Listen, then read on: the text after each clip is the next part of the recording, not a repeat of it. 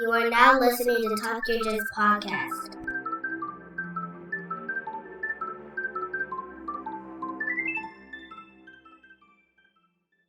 There we go.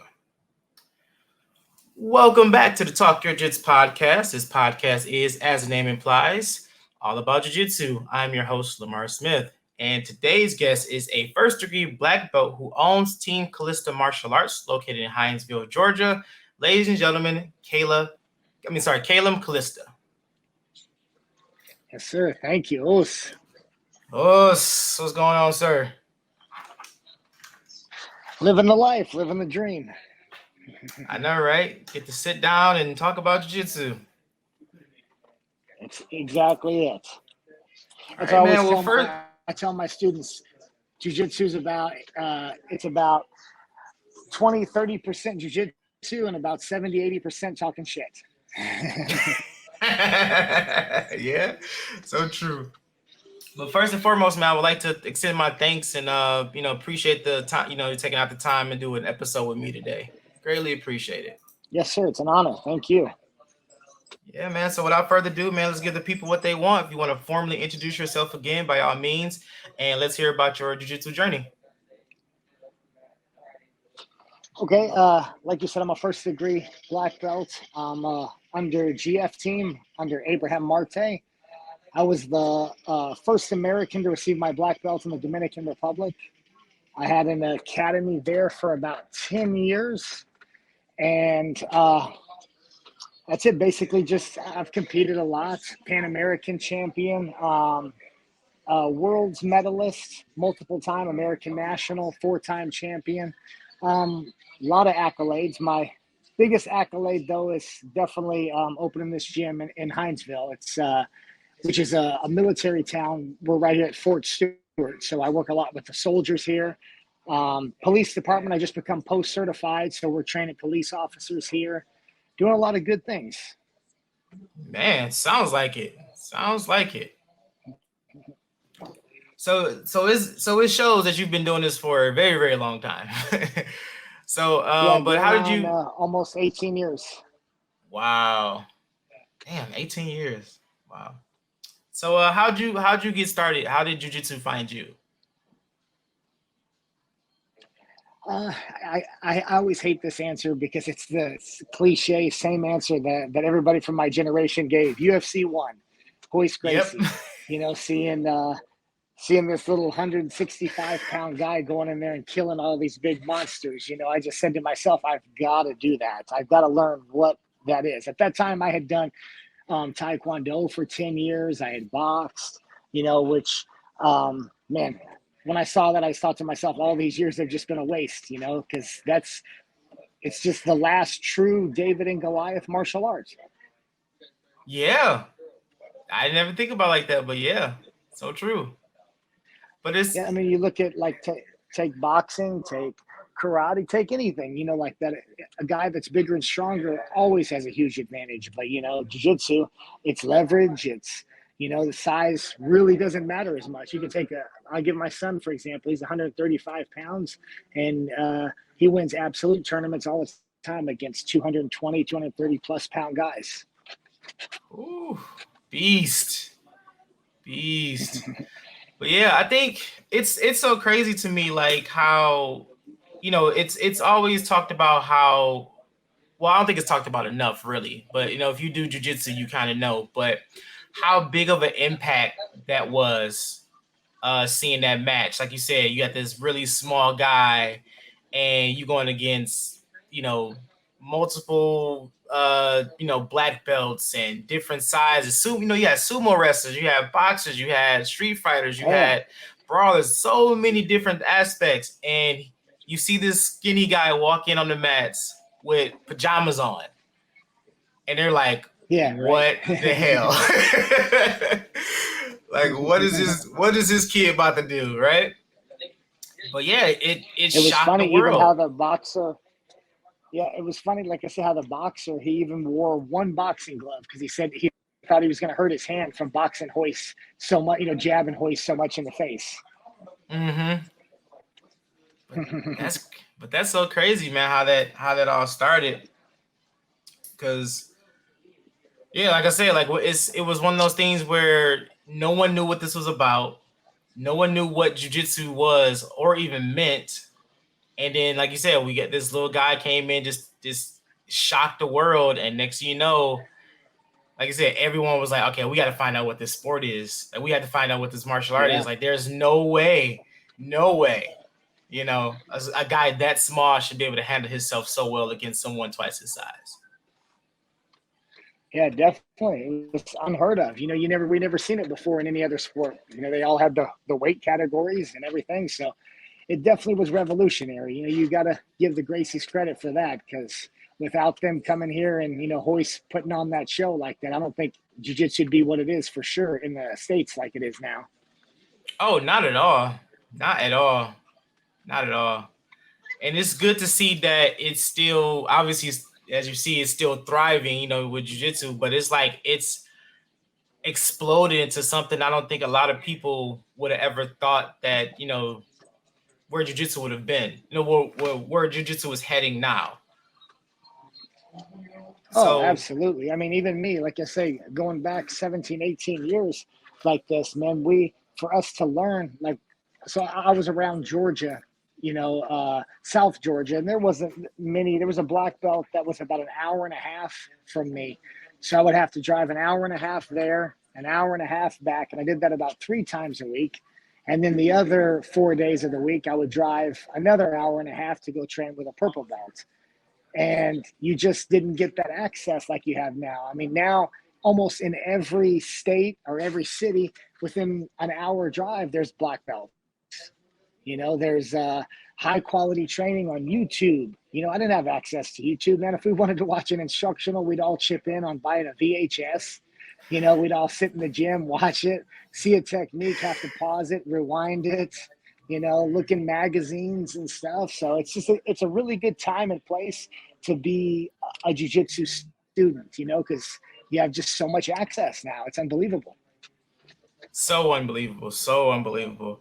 And because I asked a lot of black belts, who's been in the game for like so many years, like, how was that, like seeing that transition, like you said, from you having to go clear across the town to find schools, and the highest rank you saw was purple, or, sometimes blue was the highest rank you saw, to now it's like you can throw a stone in any direction, you'll run into a school. or like you said, hop online and, Yeah. quick search, you got like 1,000 videos on one technique. So Yep. yeah, man. It's funny, I tell my students all the time, I'd been training about almost 2 years before I ever saw a brown belt. And when I saw a brown belt, it was like seeing a unicorn. There wasn't all the access like this. And then again, going probably 4 years training before I saw 2 black belts roll. And when I saw that happen, it was literally, you could hear a pin drop in the room. Nobody made a sound. Everybody was just fixated on this. Oh my God, 2 black belts are going to roll. Now I've got another black belt at my academy here, and me and him will be rolling, and you'll see guys over there on their phone hunting Pokemon. And I'm just like, okay, wow. So you don't know how good you got it. I'm telling you, they have no clue. Yeah, I think that was like one of my first experiences too when it came to jiu-jitsu. Like early when I was like I think I was like a one. Oh, I don't even think I was striped yet. But anyway, it was early, like maybe 1 or 2 stripes.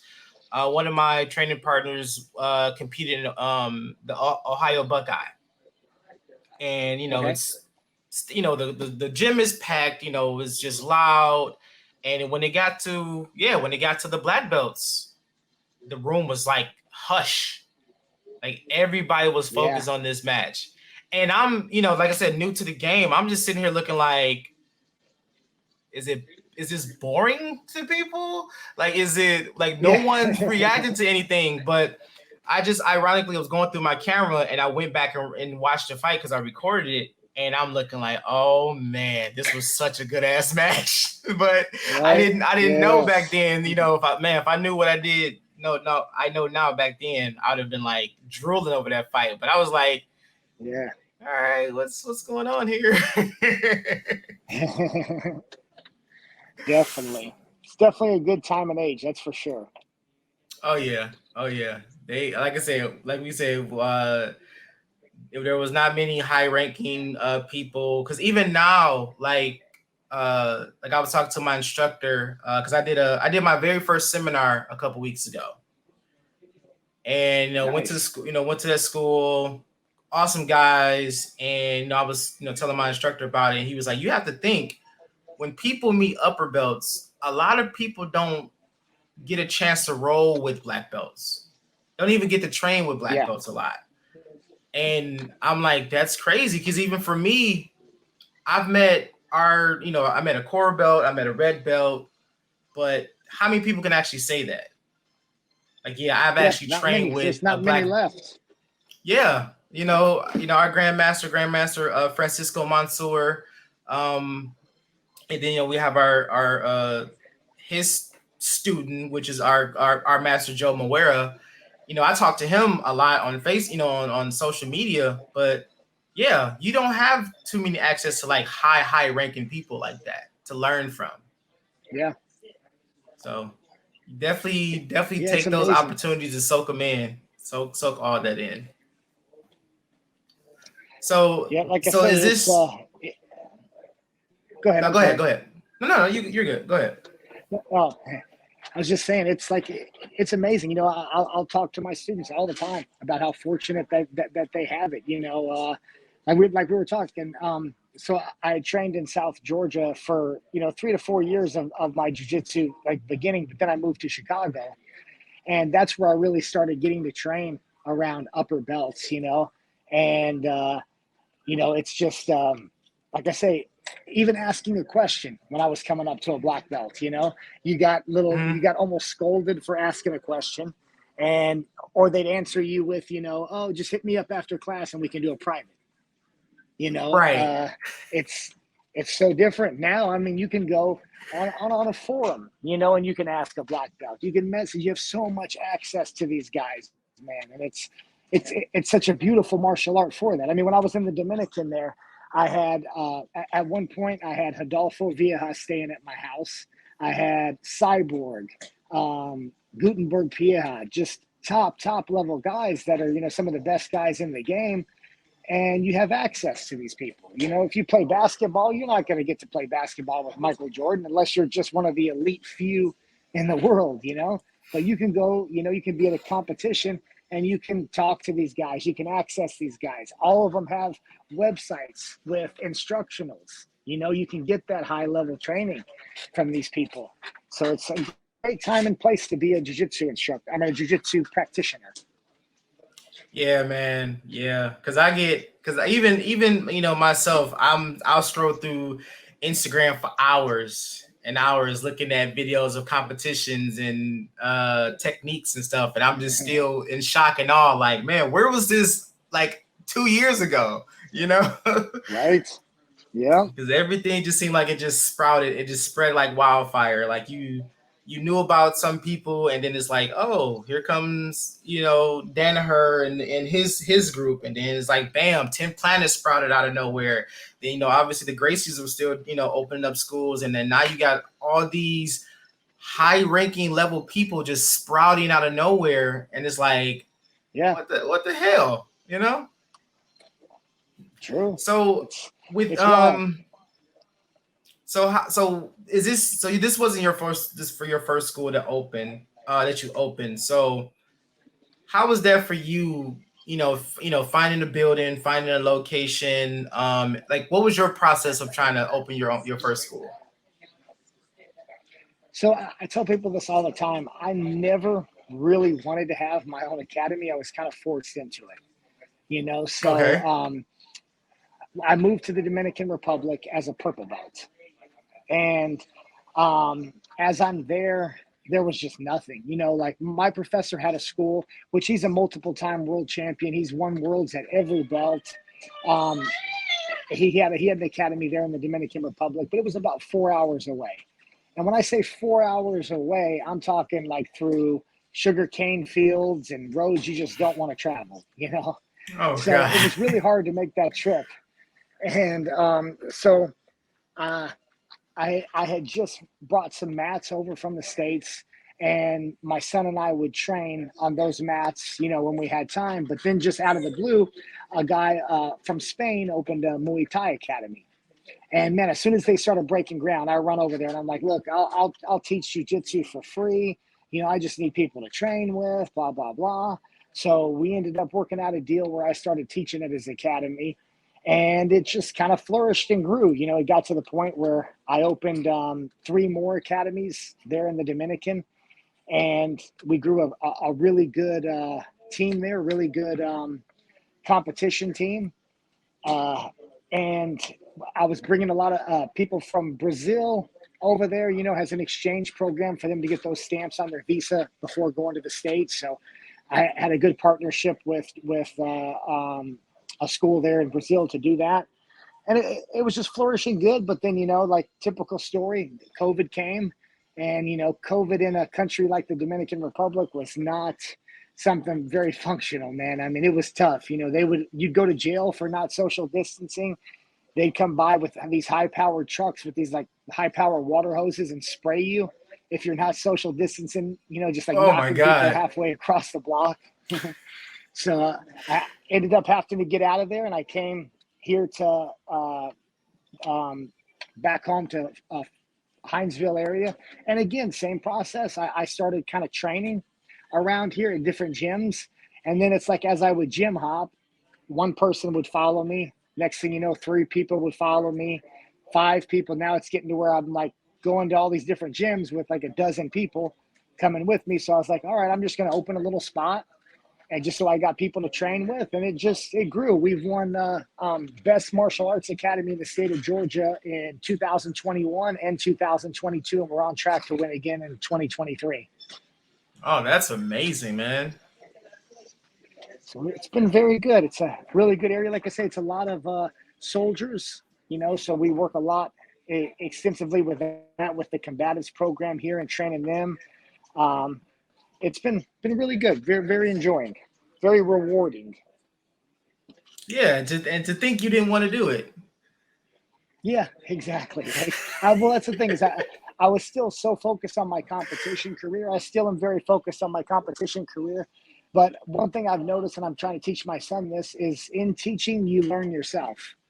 Some of the most I've learned is from teaching, because it keeps me centered. It keeps me on the basics, which are the fundamentals. I mean, our sister academy in the Dominican Republic, that's what it's called, Básico BJJ, which in Spanish translates to basic. So that's what we focus a lot on, the basics, the fundamentals. And I feel like, the guys that do that, like, in my opinion, the greatest of all time, Roger Gracie. His game, that's all it was. Close guard, sweep, go to mount, cross choke, game over, or armbar, basics. And ironically, I just posted a clip for tomorrow's episode, and that's exactly the same thing we were just talking about. That same setup, sweep, top, choke, basics, fundamentals. It's so funny. It's so funny. I tell my students all the time, you'll get on YouTube and you get distracted by the girl in the red dress, is what I call it. Because you see these fancy techniques, brimbolo, all of these things. But if you don't have a basic, if you don't have a foundation to work from, all that stuff's meaningless. You know what I mean? Mm-hmm. And then that's all it is. Take 3 techniques. Take something like a scissor sweep, being able to control a guy in mount, and a cross choke. Those essentials right there will take you everywhere you need to go. Yeah, man. It I guess it's just when you're so new into it, you want to do everything. You want to experience everything. You want to explore everything that jiu-jitsu has. But like, as further in that drive, that journey in jiu-jitsu, yeah, you'd be like, you know what, man, I don't want to do all that stuff no more. If I can get to this here in 2 steps, I'm just going to focus on that. Well, it's funny, like I was just talking about this the other night with my students, is it's as you progress, it almost becomes more detrimental to you, because you start thinking you know something. I've said this multiple times in different interviews. I didn't really start learning jiu-jitsu until brown belt, because that's when I realized I sucked at jiu-jitsu, if that makes sense. Yes, So, it does. Yes, it does. How many times you see a white belt? It's his first day in class. Okay, so you teach something like a scissor sweep. Well, now he goes on later on into the class and does the light sparring, and you'll see him multiple times try to hit that scissor sweep to no avail, or maybe he does hit it, but he tries it because it's all he knows. But then you'll take a purple belt. He just did that scissor sweep with you. But then when it comes time to training, he'll try the scissor sweep one time. If it doesn't work, he goes back to the bad habits that he's created already and just keeps working those same bad habits. So, like I say, when you realize that I always tell my guys, it's like you have an etch and sketch. When you walk into the gym, shake your etch and sketch, make it blank, and just start with that white belt mentality. Learn that new technique and make it happen, make it work. Yeah. I think it's just, when you get to a certain level, you kind of, you almost forget your fundamentals until, like you said, you get to that brown belt, and it's like, man, I'm still struggling on the stuff that I was so good at when I first started. Because like you said, I'm definitely starting to realize that now. Like, man, I need to start, quote unquote, start over.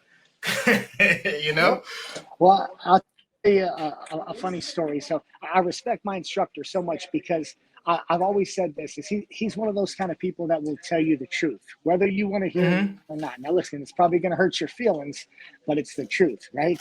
So at brown belt, my first year at brown belt, I was ranked #1, Master 1 in the world in IBJJF. I had won Pan Ams, placed 3rd at Worlds, won American Nationals, pretty much won everything I competed in, won Abu Dhabi Pro Trials, everything. So I thought, man, I'm going to get my black belt first year, I spent almost 6 more years at brown belt.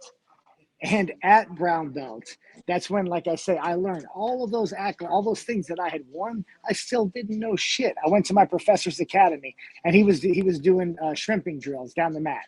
And me, as a typical brown belt, I'm sitting over there in the corner, and he's like, "The fuck are you doing, man? Go over there and warm up." I'm like, "Okay." So I go over there. I start doing the shrimps, and he's like, "Look at this." He said, "You're thinking you're getting a black belt. You don't even know how to shrimp correctly." I literally had to relearn how to shrimp. How to bridge correctly, just basics like that, because I just rushed through them after getting my blue belt. I didn't focus so much time on shrimping anymore, bridging.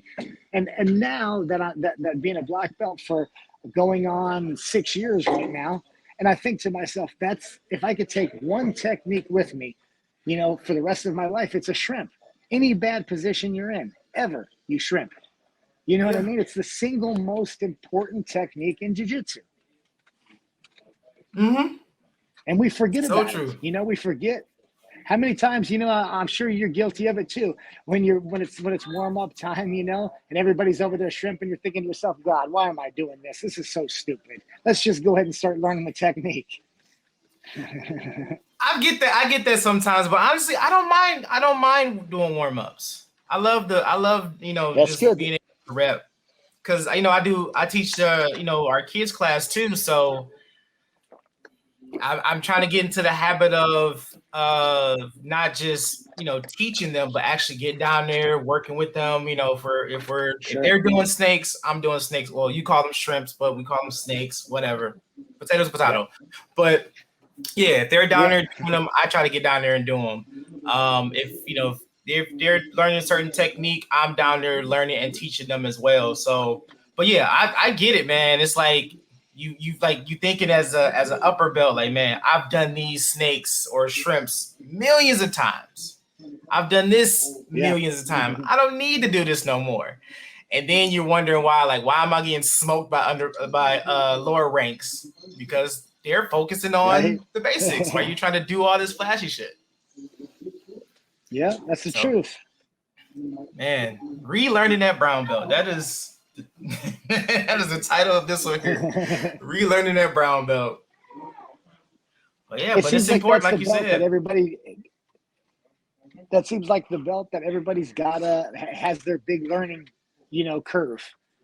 besides blue belt's a huge learning curve, but brown belt seems like that's that one where you realize, I'm just not good enough to be a black belt and not good enough to beat purple belts, so it's isn't that crazy? It's tough. Yes, man. It was funny. I would go with my professor all the time to these seminars and stuff. Man, I'm trying everything I can to get my black belt, right? I'd roll with black belts out there at these seminars and beat the black belts, and he would never see it. But then one time I'll roll with a blue belt or a purple belt who just completely wrecks me, and he watched that whole match. It's like, oh my God, dude. There's been so many times I've been rolling in class and my instructor will look over and he'll be watching and I'm making horrible mistakes and he's calling me out. As soon as I do something right, his back is turned, he's talking to somebody else. I'll be like, always like that. That's what I always say to my students. It's some kind of Brazilian jiu-jitsu law that if you're ever doing good, your instructor will never be watching. You never be watching. So many times, dude, where I'd be like, you didn't, like, where was you 2 seconds ago when I landed this perfect, beautiful scissor sweep? But no, your back was turned. You was talking to somebody else. How dare you? Yeah, it's true. Oh man, that's funny. That's hilarious right there. But man, so as a instructor, school owner, and you also, you're active in competing, which is so rare. So rare. Like how do you find that balance? Man, that's been the toughest part is I'd say this year has been the one that's really hit me the most about it. Like that, it's really hard to balance that unless you have a good team behind you, people who can pick up the weight while you're gone. Which I really don't have many higher belts that can kind of pick up the academy if I do go to compete. I've got some really good, blue, purple belts, stuff like that are able to do it. But it's tough. I think you really kind of have to choose one of the two and really focus with that. I'm 43 now, so I'm kind of okay in the part of taking a step back a little bit on competition and just focus on the big ones like Worlds, Pans, stuff like that, and really focus on building my team. So yeah, it's tough, man. When you add on being a husband and having children and all of that, in the mix too, it's super tough.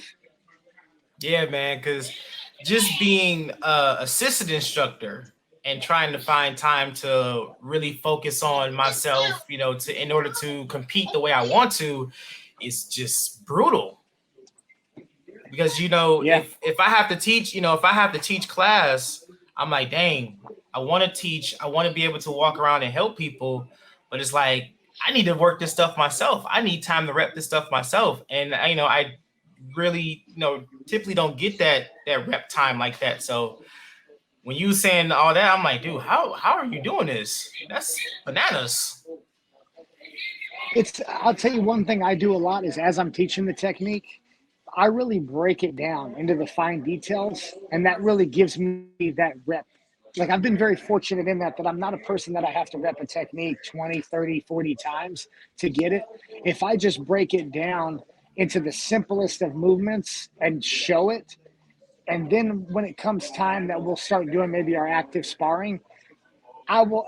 So I used to play basketball in school, and I had this OCD type thing that I would tell myself, for example, I can't leave the court unless I hit 5 3-pointers in a row. And there would be times, I'd be staying out there. I'd be out there for hours, get to 4 and miss, and it's just stubborn until I hit it. So I'll do the same thing. Whatever technique is that I show for the day, I'm not leaving the mat until I've hit that on somebody. Because I feel like, in a drilling session, you're doing the technique under a perfect scenario. The person doesn't move, he doesn't, react.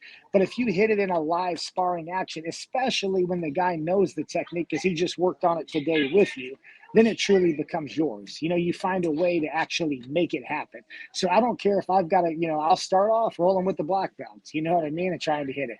I'll work my way down to the brown belt, and I don't care if I have to go to the 11-year-old that's just in class for the day, to try to hit this technique, but I'm hitting it before I walk out the gym.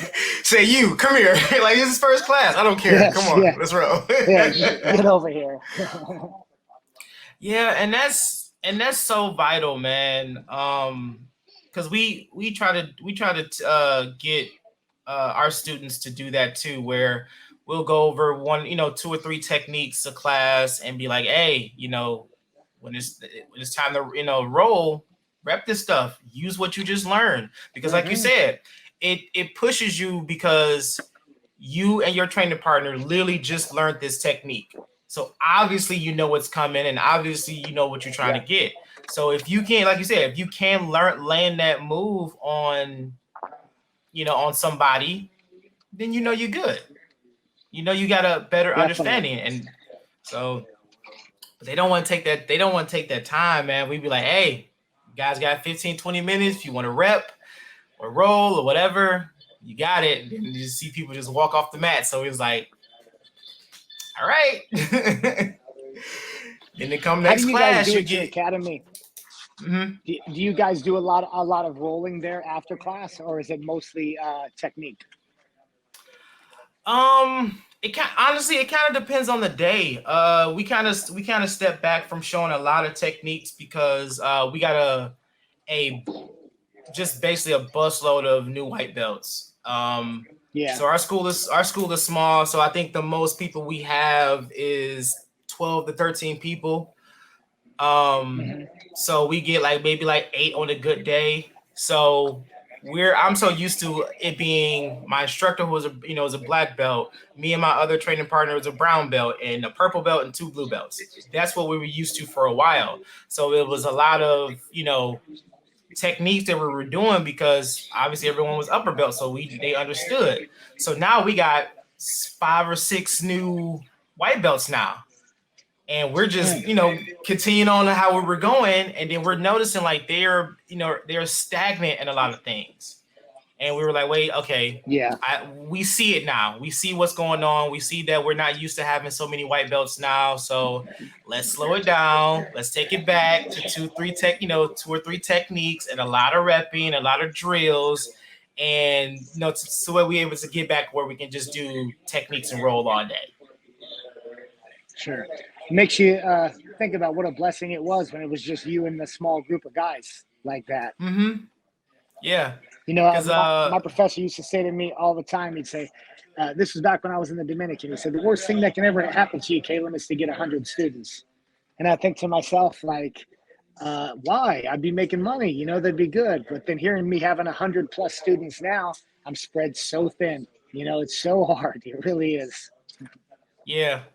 And that sounds like my instructor too, man. He's like, he loves the sport. He loves the martial art. And he's like, man, but if I had a bigger school, he said, I'm content with the small group we got. He said, I would love to see our school grow. I'm not going to stop it. But he's like, damn, if I have to, like you said, 100 students trying to rep and roll and rep all this stuff. It's like, dude, how? Yeah. So I get it. I definitely get it and understand it. So what about your school? I know you were a competition school. Do you have like different curriculums depending on the group, or is this just you have a set program that you do? Yeah, so I've always been competition based, and it's hard for me not to be. It's the way I was taught, the way I came up and everything. But I've really done a lot of soul searching and just, realizing there's so many people that'll walk in the door and come here who would really need jiu-jitsu in their life, just to, whether it's to get in shape or just have that outlet, and they'll come in here, open the door, and just see this room full of guys with tattoos and muscles and in shape, and it can be intimidating. I've understood that, that it's like I'll lose a lot of people because of that. So I've really tried to the past couple of years change my parameters and create some, beginner classes and self-defense type classes, because, jiu-jitsu did so much for me as a human being, you know, having that outlet of being able to just go there and you know, train jiu-jitsu kept me out of trouble, it saved my marriage. It's saved a lot of Oh things yeah. in my life. You know what I mean? So I would really love for people to get all of that. So I'm really trying to, you know, get out of that competition type. I still have my competition classes and I've still got my killers that, you know, go out and destroy at these tournaments all around here. But I wanted to reach everybody. So I'm trying to just open up a lot more different classes for all body types, all personalities, all ages. Yeah, that's awesome, man. Cause yeah, when you said, you know, how it, you know, it saved your marriage and everything else, man, we can talk hours about that. But Right? it's yeah, you know, that having jujitsu, it definitely saved a lot. You know, mentally, physically, emotionally. But yeah, like you said, just having that outlet, you know, somewhere you can go, you can get all your frustrations out, you can just freaking breathe at the end of the day, you know? Because Right? I know Yes. there's so many times I will be on my way to class, don't feel like going, not in the mood, whatever's bothering me throughout the day. Get on the mats after class. I'm looking like, oh man, I'm so happy I came to class. So happy I came to Yeah. class. But yeah, because our school, we're not competition. We're not a competition school. Uh, Mainly right now it's me and one other guy that I guess you want to say compete regularly, but you know, I just really got into it and he's just starting. But yeah, we're, you know, anybody that walk in the door, that's our first thing that we try to do is make sure that they're comfortable. You know, not feel Yeah. intimidated by, you know, people our size, you know, people sizes, because we're a lot of guys in our school are big. We're talking 250 plus, like almost everybody. Oh, wow. So yeah, big guys, big guys. So you know, we when people come in, we'll show them what we can, and then the first thing we say is like, look, you're not obligated to roll. You're not obligated to do anything that you're not comfortable doing. Once you feel comfortable to get out there and swim with sharks, go ahead. But other than that, if you want to just come in, work and rep and learn, by all means, do that. It's all on your speed. Yes. So Beautiful. Love that. yeah, because like yeah, if you want to, if you really want to look at it, if you want to take out the martial arts aspect of it, you want to kind of look at the business part of it, because you have to look at that too. You want people to come back, for one, and that's the one thing you don't want them to feel uncomfortable, because if they feel uncomfortable, they're not going to come back. So Yeah, not only are you definitely. losing a student, you're losing business, and that's no good for anybody. Yeah, for real. Yeah, and I'm like I said, this is stuff that I'm slowly learning myself, because the conversation of opening up my own school has came up so many times, and the longer and longer I do jujitsu, the more it's starting to come up, and the more it's starting to, like, I'm thinking like, man, do I want to open my own school? Like, I love where I train at, but obviously, it would be a good idea to expand, because my instructor talks about that all the time. He's like, I don't want to keep you guys here. If you guys feel like you can open your own school, you have my support and all that, good stuff under the sun. So it's like, man, this is the stuff that you don't really get a chance to talk about, is like the business aspect of running and operating a jiu-jitsu school. Sure. Because it's Well, more than just it's buying the building and putting the definitely, mats down. it is, and that's the thing. It's definitely a different added level of stress. You know, I say Mm-hmm. this all the time. If a black belt moved here better than me and with more knowledge, I would close my gym and I would go be a student. You know, because I love jujitsu. I love learning. You know, and I've got a very successful academy here, but I'm not done learning. You know what I mean? I'll Right. be getting my second degree next month, and I've Okay. just only started. You know, so I'm loving the aspect of learning. And if you have the ability that you're training almost one on one like that with a black belt. With not having many students, I would reap all the benefits that you can out of that, take as much out of it as you can, keep sucking up that knowledge, and if you decide that you want to open a gym after that, because you got to understand it's going to take a lot of your time, it's going to take a lot away from other aspects. And it's so nice sometimes, man, let me tell you, when I can just sit there on my knees in that circle and be a student, it's so nice, so Yeah. I wouldn't rush it. Jiu-jitsu's a Nah. marathon. You know what I mean? It's not a sprint.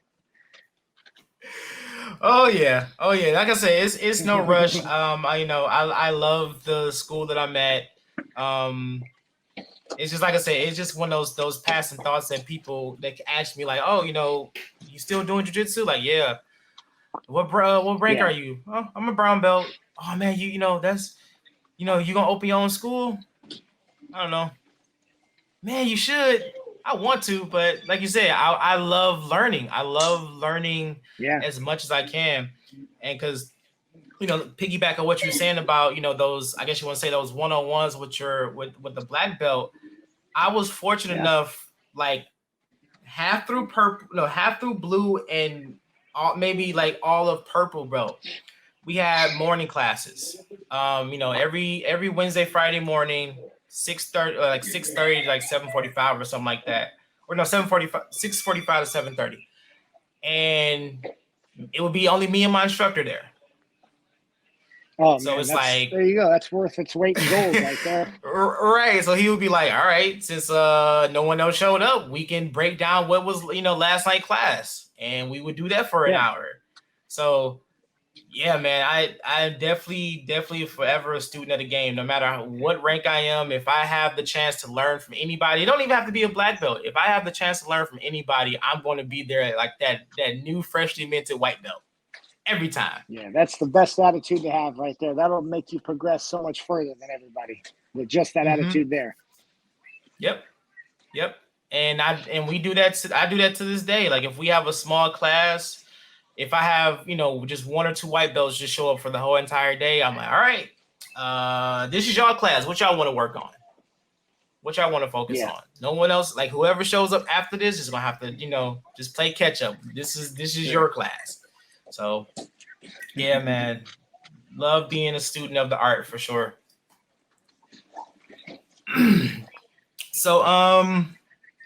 So we have a thing here, Kaelum, but you competing and whatnot a lot. So this list is probably not that big, but your top 3 people, man, who would you love to roll with? Wow. Obviously, I'm strange about this because I'm very old school, man. Like I told you, I love basics, and number one, 110% Rickson Gracie. That's my dream seminar. I've got a couple guys who've trained with him before, and like they just talk about it, it's just unreal, the pressure that this guy generates and the things that he can do. So yes, Rickson Gracie, number one. Number two, a lot of people will probably think I'm strange for saying this, but Henry Akins. If I didn't have access to Rickson, I would definitely want Henry because Henry's one of the first American black belts under Rickson. And just some of the stuff that he shows, it's just, he's one of the only person I've ever seen that he let Bernardo Faria on his back with a full-on rear naked choke and escapes it. He tells him, go ahead, lock it in as hard as you want. And as soon as he goes, boom, he's right out of it. And it's like, come on. Crazy. I love that, And then third, obviously, Roger Gracie.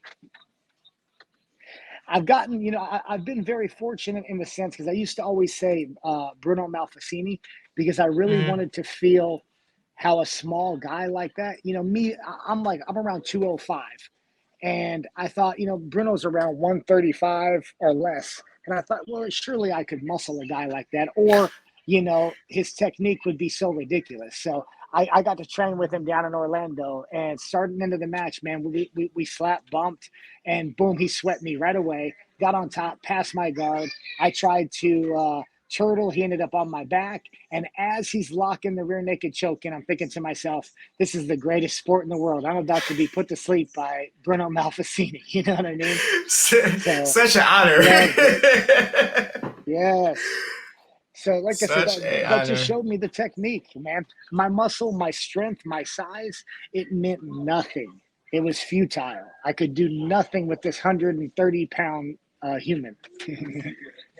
Yeah, it's like that, man. I've rolled with some smaller guys at different schools, and yeah, that same mentality. Even now, it's like, okay, I got about 100 pounds on this guy.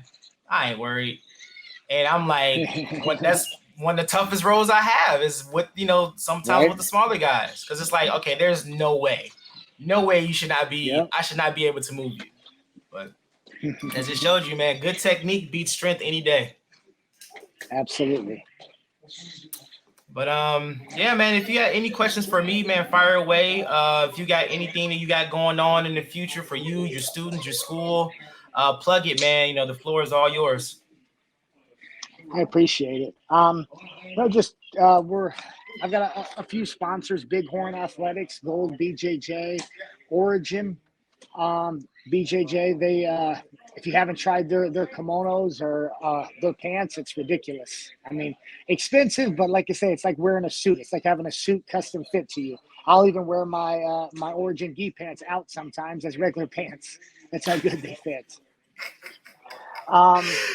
But yeah, just like I said, check us out online. I've got I've got 2 instructionals on BJJ Fanatics called Sneaky Submissions. I put those DVDs out because that's it's one of those little things that'll give you the edge. Being a blue belt, and everybody remembers the first time being a blue belt and you tapped a purple belt or tapped a brown belt or even a black belt. So these are all sneaky submissions that people don't see coming, that these lower belts can catch and trap that one nemesis you have at the gym who just comes and smashes you every day. Yeah, we all got one. We all got one. But I would definitely check them Yes, out, man. Definitely absolutely. check those videos out for sure. Actually, matter of fact, my gi instruction will be on BJJ Fanatics is on the daily deal today. So you get it at I think 50% off today. Oh, sweet. All right. Like I said, I definitely gotta check that out. Awesome. I appreciate you having me on the show. Man, the pleasure is all mine, man. And that's the end of today's episode. I would love to thank Kaelum one more time for coming on the show and blessing us with his jiu-jitsu knowledge and experiences. Please go and follow our Facebook, Instagram, and YouTube page to stay up to date on all future episodes. This has been Talk Your Jits podcast. Keep rolling, keep grinding, and remember, long live jiu-jitsu. Have a great day. Awesome.